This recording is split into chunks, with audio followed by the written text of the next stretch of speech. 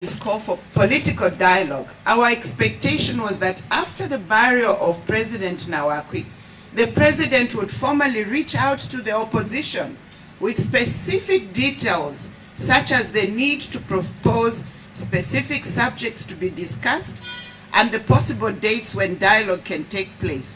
This has not happened. It has not been done.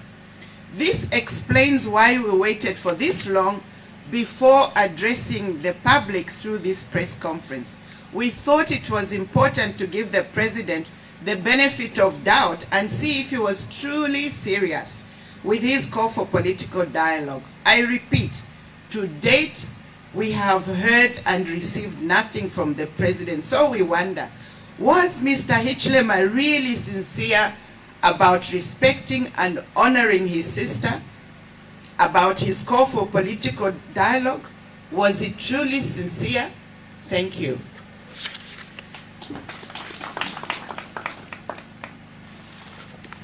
My sister has asked a question as to whether or not His Excellency President Hakainde was sincere in asking for dialogue. I, Sabiwa Squatter, the chairperson for UCA, will try to answer that.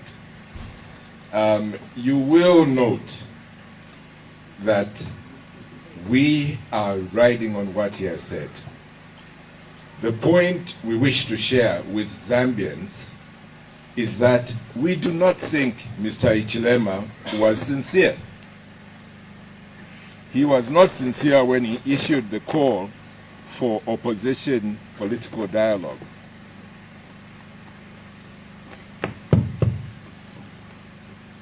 Because of these mics which I have, it's what anyway. You can just do it like that. Just like that. Okay. Sorry about that. We do not believe that he was sincere when he issued the call for political dialogue between the opposition and government. We think that he was merely playing to the gallery, and all he wanted to do was to downplay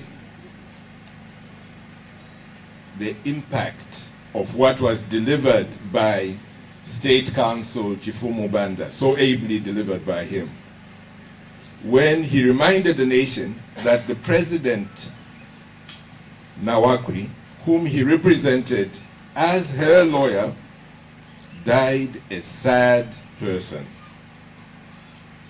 Even when she was in hospital, Vice President Banda reminded us very candidly when he spoke during the church, when he spoke, can you hear me? When he spoke during the church service, that she was arrested for alleged offenses of sedition. President Awaki died with a charge of sedition hanging over her head. She went to her grave with this charge, while those she had asked the police to arrest, or at least summon for interviews, are free up to date and have never been called.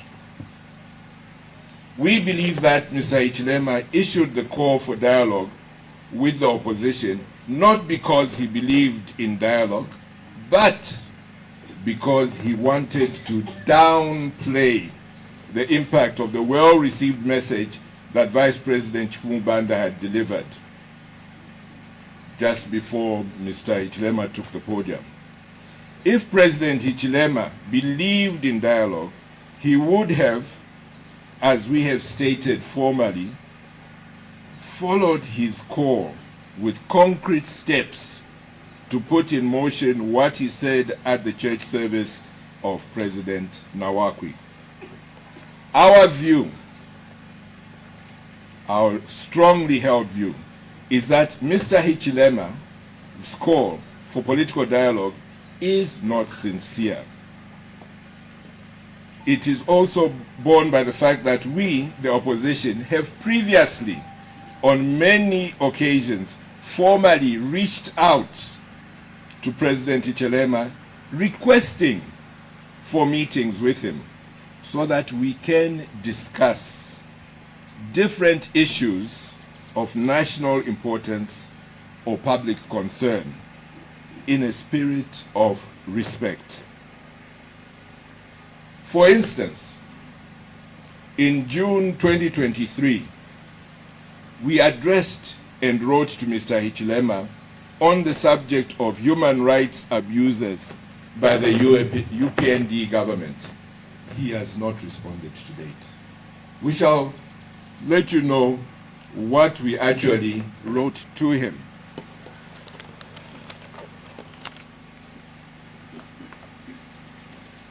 Thank you very much.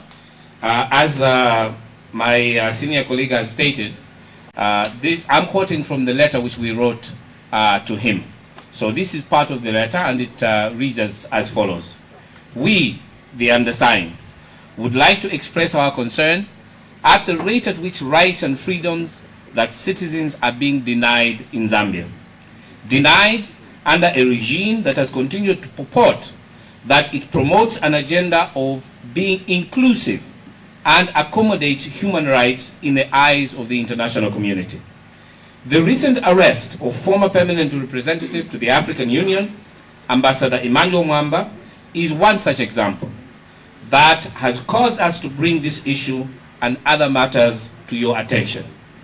While you, sir, would like to be perceived as an international peace builder, it is sad to note that here at home, you are running a repressive government that has seen political opponents being abducted and detained without being taken to court in due course.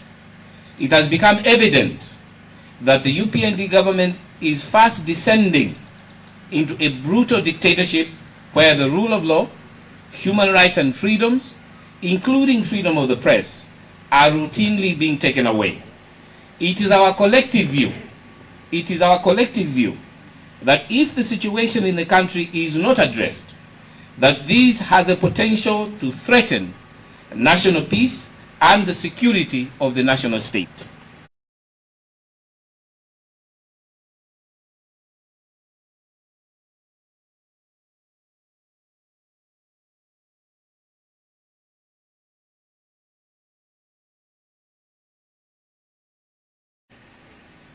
Human rights are guaranteed in the Republican Constitution, and the expectation is that your government must do everything possible to ensure that the rights and freedoms of citizens are not just upheld, but also guaranteed. It is important for you, Mr. President, to remember that you swore an oath to protect and uphold the Constitution of Zambia, the very Constitution that guarantees the Bill of Rights to the citizens of Zambia. We find it hypocritical and insincere that you, as head of state, are seeking to broker peace in other countries when you are busy abusing the rights of your citizens by arresting and oppressing perceived political opponents. We thus demand that you start walking the talk and stop the fanfare of reading good, inclusive speeches. May I say actually hypocritical speeches, while your actions are contrary and meant to disenfranchise citizens. Number two, destabilization of political parties. You, Mr. Hakainde Hichilema, and your government have been at the forefront of destabilizing opposition political parties with a view to weaken the opposition in Zambia.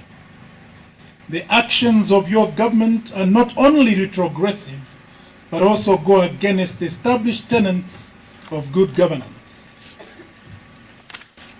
Your level of overbearance on the governance of the country has left senior citizens and key stakeholders such as the Human Rights Commission and civil society organizations and some senior citizens silent in the face of clear human rights abuses, including the incarceration of opposition leaders on trumped-up and fabricated charges.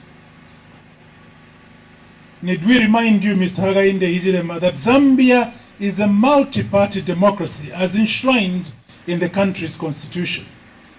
It is therefore of great concern that you and your government are busy making machinations that are intended to bring back a de facto repressive one-party state by frustrating and intimidating other political players, and in some cases, using the oversight institutions, such as the Registrar of Societies, to deregister political parties on baseless grounds. This level of intimidation must stop forthwith. And that was in June 2023 when we said that. As it threatens the peace and security that Zambia has enjoyed over the many years of the country's independence. Close quote. From June 2023, we have not seen any action towards reducing the overbearance of Hakainde Hichilema and the UPND on political opposition parties and political opposition leaders.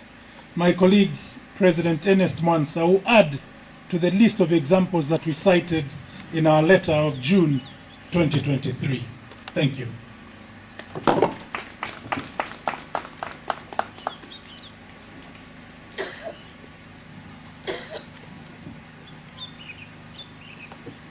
Good morning, and I want to just say, has already highlighted by colleagues who have spoken before me, the quote is from the letter that was written to this government in June of 2023. Remember, we are in June 2025 now. And another point that was raised in that letter had to do with the issue of freedom of information. Sorry, it had to do with the issue of freedom of information. And that letter stated that besides the promise to have the Freedom of Information Bill enacted, this issue still remains unattended to, despite the rhetoric, and no tangible action has been taken by your government, Mr. President, to ensure the fulfillment of the promise by enacting it. The result of government's failure to enact the Freedom of Information Bill has seen the continued harassment of journalists whose duty it is to pursue facts and the truth to achieve objective coverage. Maybe we need to remind, and let me just go off the script a bit. Maybe we need to remind our colleagues in government that the clear failure to enact this bill is very worrying, because it is failure by government to understand why freedom of information is so important to the people of Zambia. In a democratic society, Mr. President, we need to have this law enacted because people require to get information from government. It is the only way people will put the government to accountability and ensure the government is transparent. This is very important in a democratic institution, in a democratic state like ours. We want to say also that we had stated in that letter that radio and TV station managers have frequently been threatened, or at the very worst summoned to the police headquarters sometimes to provide sources of information. This is a clear breach of the ethics of the profession. This clear abrogation of freedom of information goes against the values of a democratic state such as Zambia. And we are supposed to guarantee the safety of our citizens, including the journalists who are the fourth estate, in our country. You must, therefore, Mr. President, make haste to enact the Freedom of Information Bill. It was a promise made. It was a promise undertaken. Why is it being breached when you have gotten into power? Please ensure that you meet your campaign promises. This is long overdue and requires immediate redress, especially in the face of the many accusations of corruption in government which have been highlighted by people. If government is serious about fighting corruption, they should ensure that the bill is enacted in the next legislative session of Parliament, instead of worrying about the Constitution. Let's see the arms of government protected. Thank you. And my colleague, the Reverend Slav, will come to elaborate more on the matter. Thank you very much.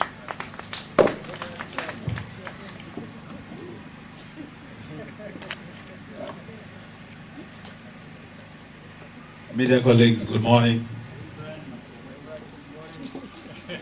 Thank you. I have a new title today. I wholeheartedly accept it.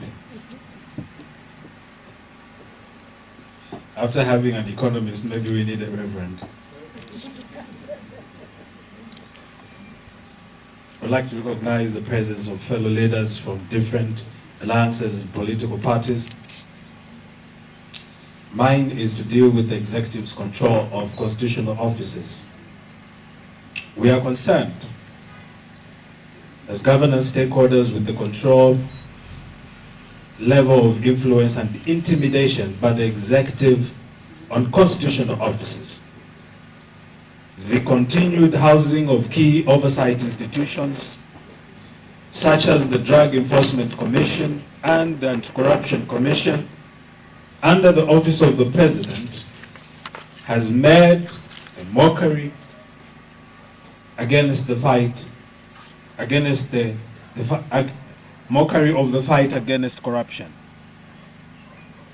These institutions are now being used as instruments of oppression and frustrating opposition leaders and perceived political enemies of those in the ruling UPND or the executive. The current standoff of the Auditor General's or at the Auditor General's office is most embarrassing to the nation and calls for a closer scrutiny by all well-meaning Zambians.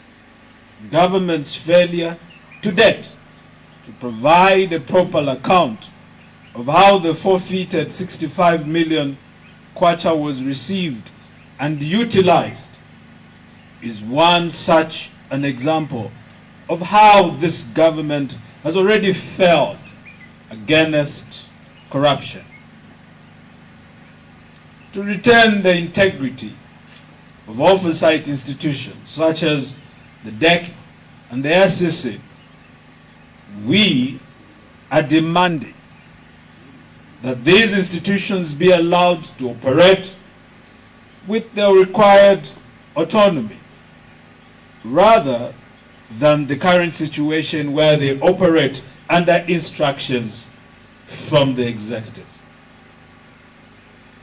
Whereas the intent and purpose of this letter is to address the subject of abuse of opposition leaders, which was triggered by the inhumane manner in which Mr. Emmanuel Mwamba was assaulted whilst in police custody.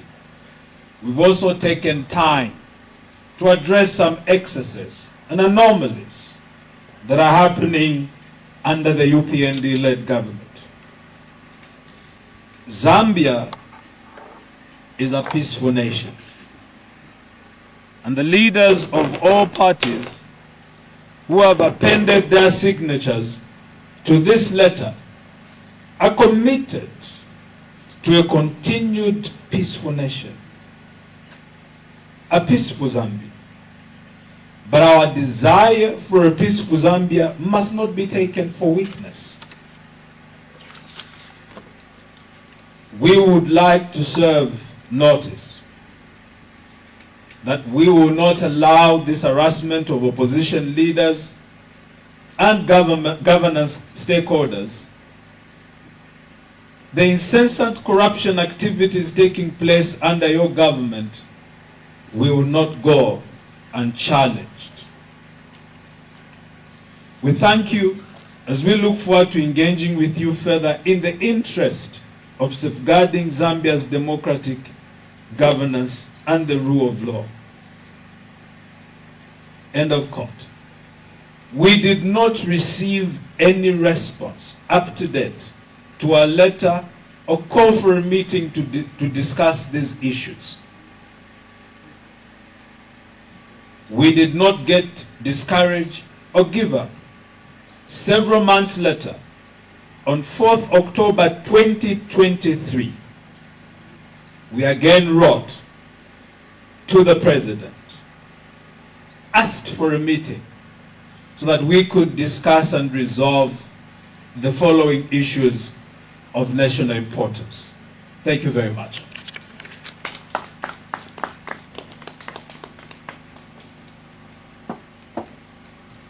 Thank you, my brother. Good morning.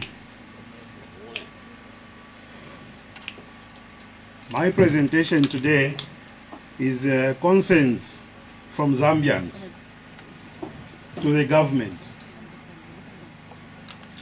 Zambians are concerned about the high cost of living. This has resulted in the very high prices of mealie, fuel, cooking oil, electricity, basically all essentials which are needed to sustain life.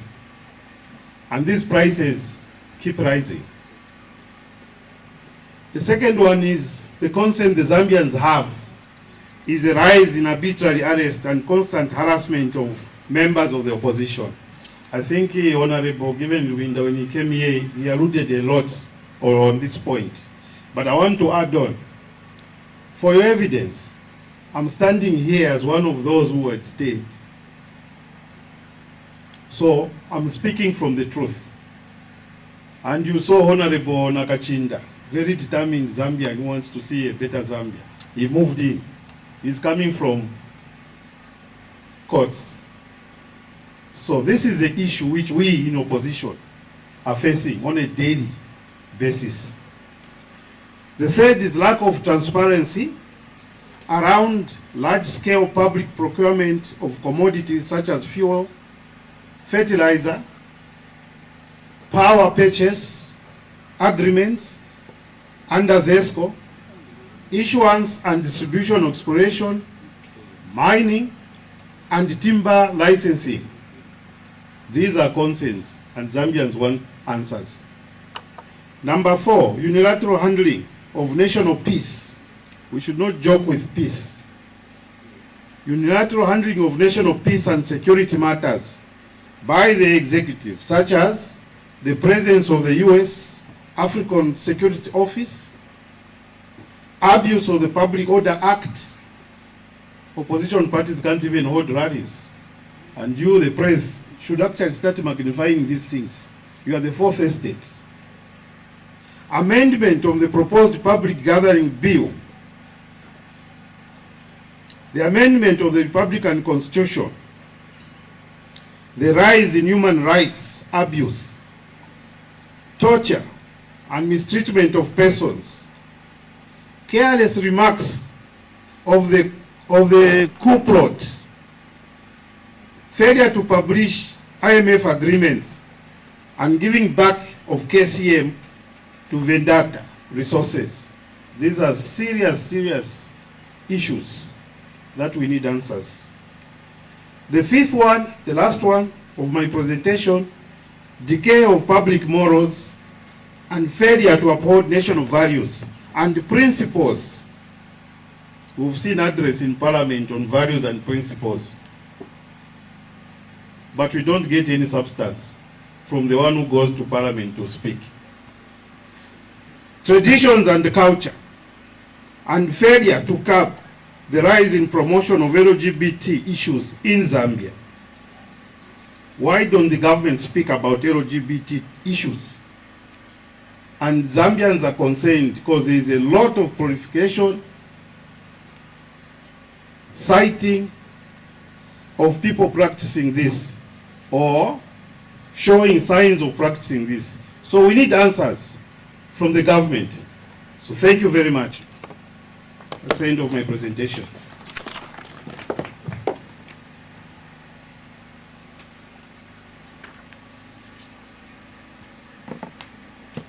Good morning, ladies and gentlemen. My name is Peter Chanda, President, New Congress Party. I would like to acknowledge the panel of leaders. Maybe I can speak without this. No, sir, that's the microphone. I would like to acknowledge the panel of leaders of the opposition political parties present. Today marks only about, we are saying we are remaining with a year before Parliament dissolves and we go back to the general elections. 4 years of UPND in government has attributed failure to undertake national building. In order to promote unity and curb the rising nepotism, tribalism, and regionalism in public service, I want to state that secretive commencement of the constitutional making process, having no clear roadmap to the consultative process in place to guide the constitution making process, we are alarmed that the secretive efforts aimed at amending the Republican Constitution, in which people are being asked to submit recommendation on non-contentious issues, given the lack of the criteria on which constitutes non-contentious issues, we do not think that these non-transparent efforts represent the best way of carrying our constitutional reforms forward, unless the objective is to remove the popular clauses such relating to the running mate and the 50+1. Whilst they failed to run government efficiently, today they are talking about the Constitution. The same Constitution that they brought down when under the PF regime there was a Bill 10 and they brought it in a different version. I fail to understand the hypocrisy of President Hakainde Hichilema and his government. It's sad indeed we don't know how that will lessen the cost of living. Number 8, the composition of the Board of Commissioners at ECZ, which is perceived to be partisan, non-inclusive, not balanced, is a serious source of concern. We all know that the current commissioners at ECZ, 2 of them are hardcore cadres, including the chairperson herself, cadres of the UPND. Can we say that is that not a shame? And we expect to have a very efficient ECZ. I have had issues with them and I contacted them, and I want to say that it is really a sad story because ECZ of today looks like it's a branch of the UPND. We call for a review of those that we have always mentioned that they are partisan. Ladies and gentlemen, our electoral system is not as inclusive as we can say in a democratic state. Fees and other costs currently in force for political parties and individuals to participate in an election, all the fees and costs and charges are illegal and unconstitutional, redundant and anti-democratic, because this put the barrier on Zambians' ability to participate as candidates. We need to look into that. A right that is constitutionally theirs is also a barrier for a citizenry to vote for a potential candidate who are buried simply because they cannot afford to pay astronomical fees. As a result, this barrier, a majority of people, as a result of this barrier, a majority of people, mostly the youths and women, the disabled and the majority and the disadvantaged person, cannot afford to participate, to be elected in position of leadership of their choice. This only means that the wealthiest can do, regardless of how they come to get that wealth, they participate. So my call is that Zambia needs serious reforms, not the reforms that are telling us about, and we want to state that the time is not ripe for constitutional change. The only thing that is ripe is for UPND to begin to pack their bags, because 2026, Tonse will form government. Thank you.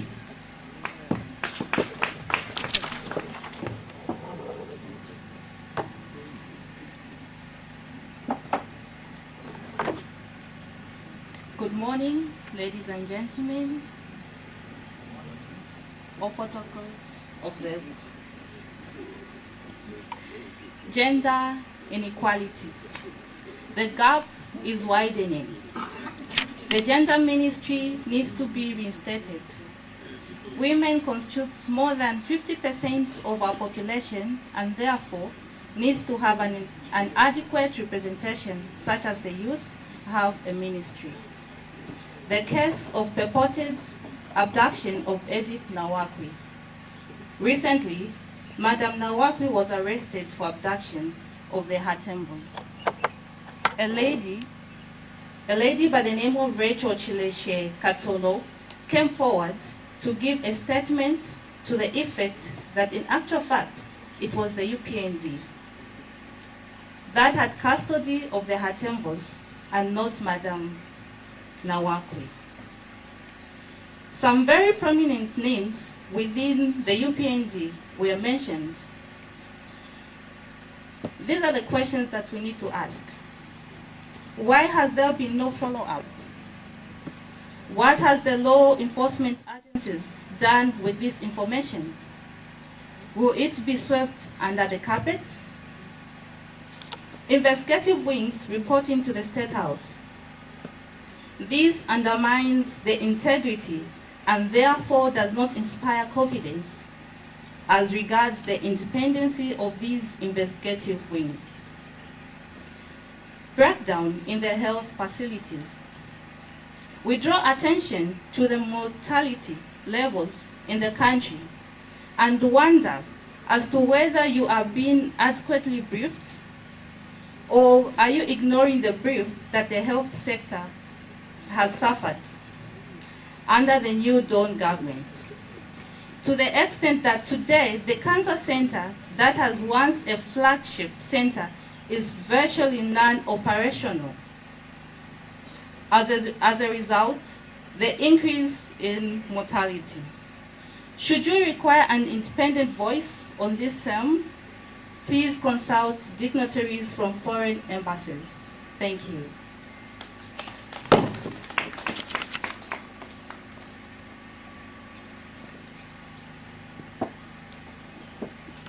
A very good morning, beloved Zambians.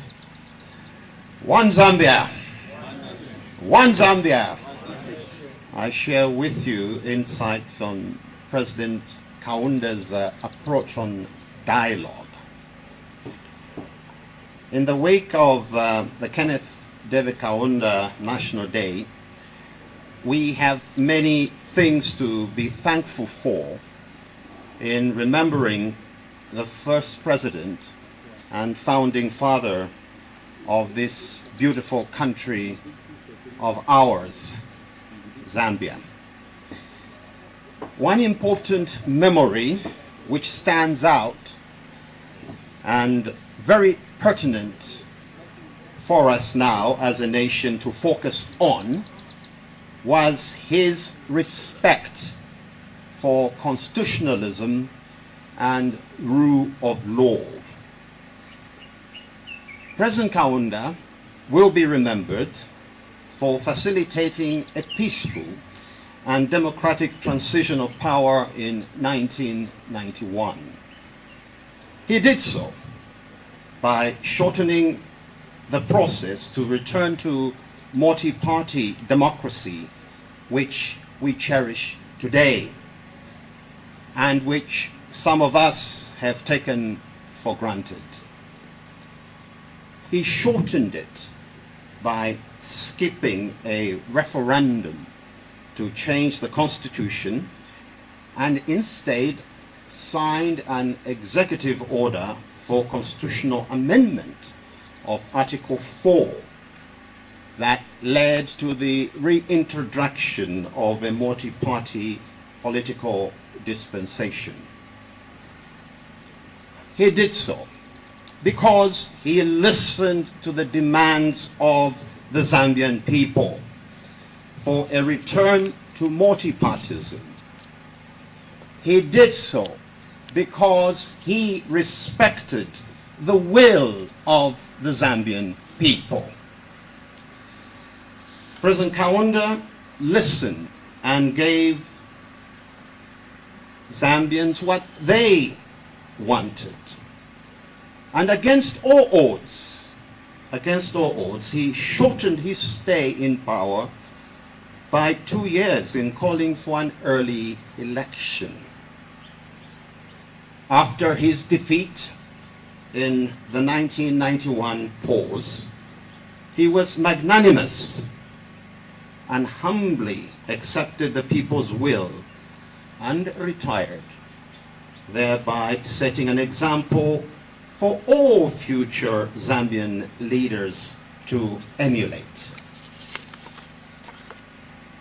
He became the father of democracy in Zambia and Africa by creating the democratic space and accepting its results thereafter. President Kaunda set a high bar for the presidency, a bar that we all ought to emulate, a bar that recognizes the Zambian people as the center of authority, as our masters. Today, the people are looking for leadership in the mode of President Kaunda to return good governance and a strong moral society. President Kaunda demonstrated wisdom in all these actions. He demonstrated wisdom by subordinating himself to the Constitution. He demonstrated wisdom by subordinating himself to the people of Zambia as their servant. These are noble attributes of authentic leadership.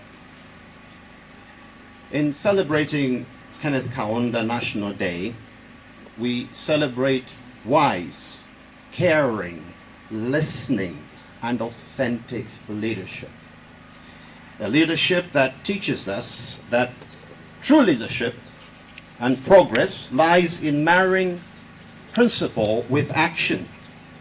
That true leadership is having a moral compass that uplifts others, unites people, affirms justice, indeed strives for the realization of our national motto of one Zambia, one nation.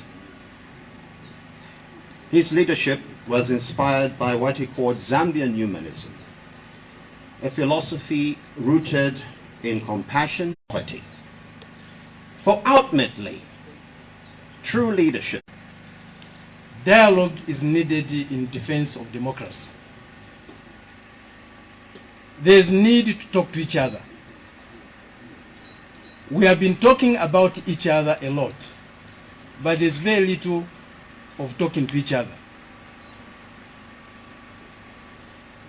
Democracy requires negotiating with each other, compromising with each other to build a consensus.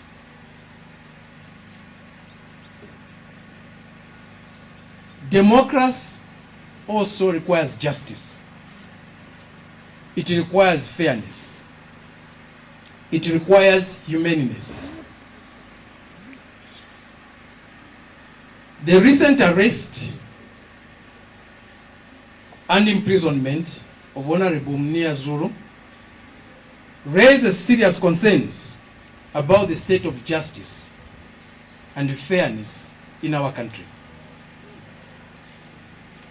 The manner in which these actions have been carried out suggests a troubling pattern of political persecution rather than the impartial application of the law.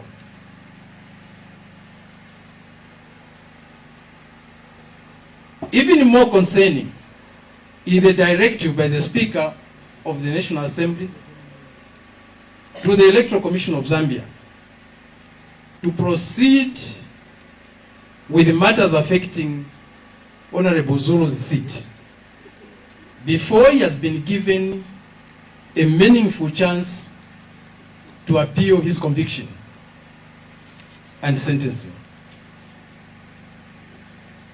This move effectively denies him the fundamental right to a fair hearing and due process, rights that are guaranteed to every Zambian in our constitution. We have seen a pattern where parliamentary constituencies are being taken away through the abuse of the law. We saw this in Ikwacha. We saw this in Kabushi. We saw this in Kawambwa. We saw this in Pambashe. It was rescued narrowly in Petauke. We are seeing it coming in Rumezi. How many seats do they want to collect in this way? How many seats do they want to steal in this way? Seats they failed to win in a general election.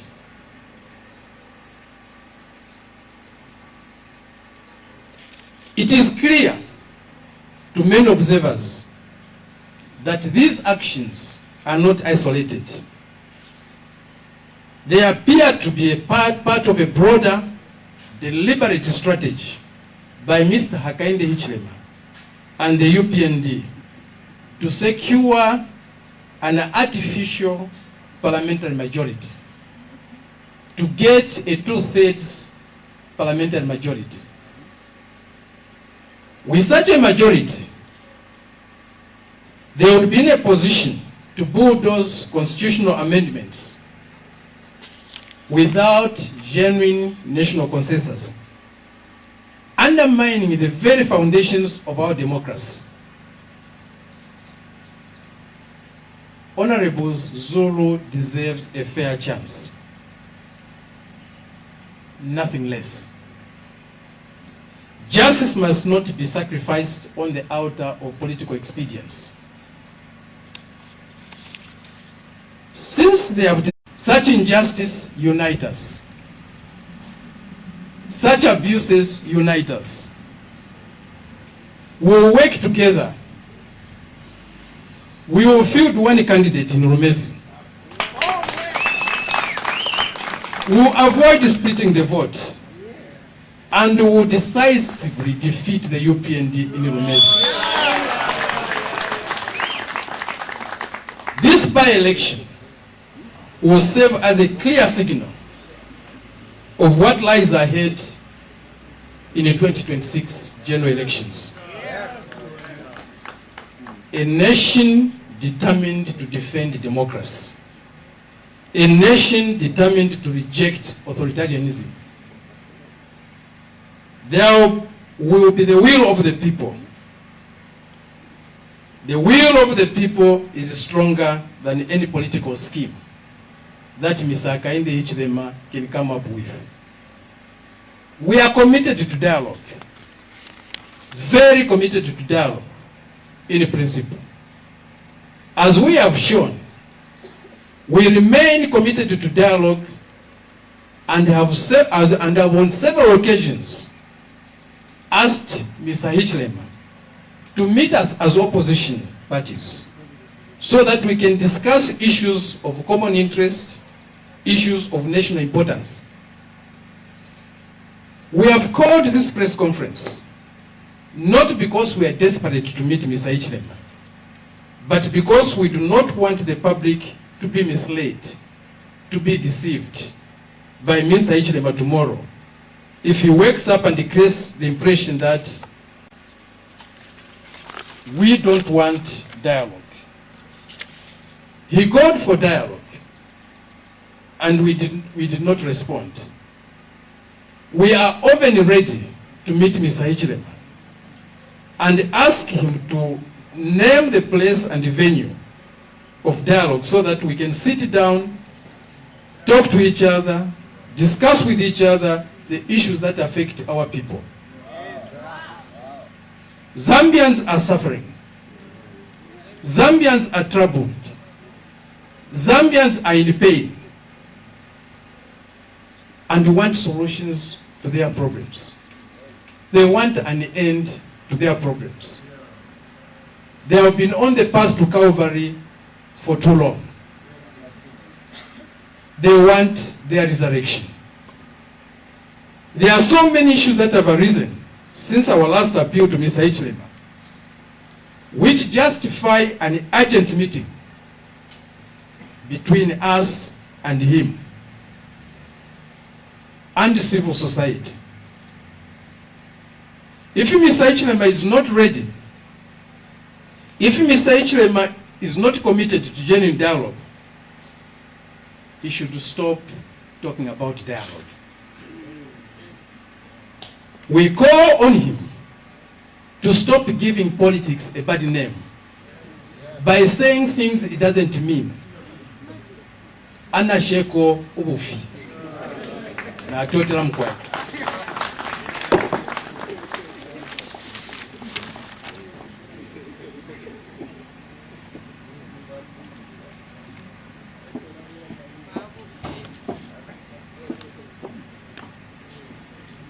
Good morning, colleagues. Good morning. Am I audible? Good morning. Good morning.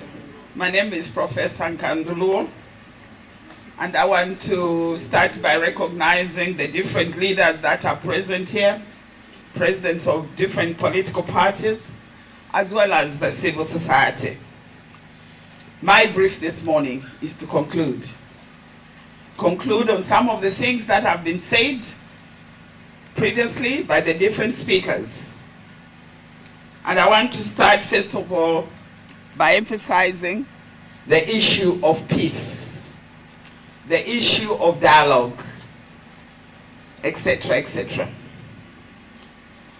There was a meeting recently where Mr.